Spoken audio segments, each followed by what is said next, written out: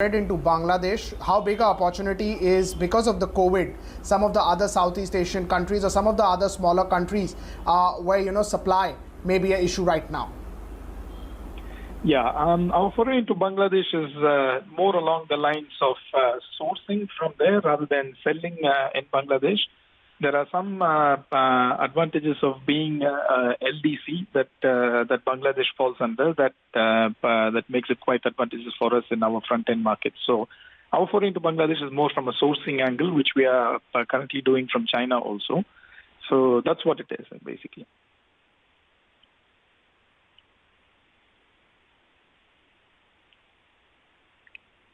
Player for 5 launches of injectable. Can you tell us more about that? When will that start coming into numbers?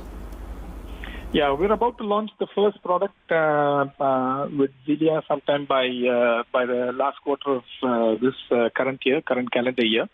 And several more products we're expecting approvals hopefully by end of this year or early into next year. So in terms of numbers, of course, specifically, we wouldn't like to get into numbers because it's a very fluid situation right now, especially with COVID, hampering many companies in terms of movement, man and material movement and all of that. So we are hopeful. We are very bullish about our US business and our Latin American business as well. But on specifics, I think now might not be the right time to get into.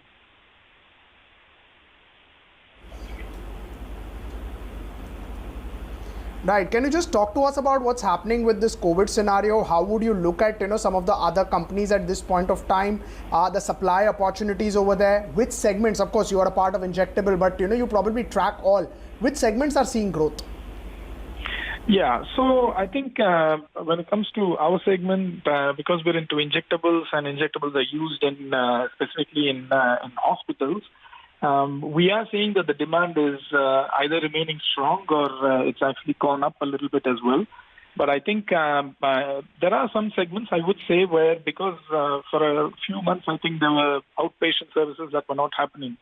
So there might be some muted segments, even though, to be very honest with you, I don't monitor them on a very close basis. But I think all over the world, I think things are slowly starting to see some amount of normalcy. But again, we don't know what is going to happen with this whole second wave or anything like that. That's again very much a fluid environment as we speak.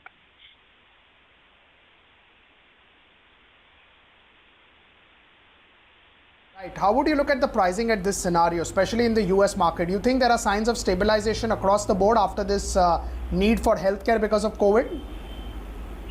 Yeah, I think in terms of pricing, there has been a fair amount of stability, especially in injectables. Injectables, thankfully, was one of the segments where there's always been a much larger demand than supply due to the number of manufacturers, due to the number of compliant manufacturers being lesser. So the kind of price erosion that you would usually see in oral solid dosages, you don't really see them in injectables too much. Having said that, I think companies like us, we try and make sure that we have a pretty wide portfolio of products so that, over an average it out, if you look at it, I think you will come out on top, But pricing erosion per se, I would say in injectables, we are a little bit shielded compared to oral solid dosages.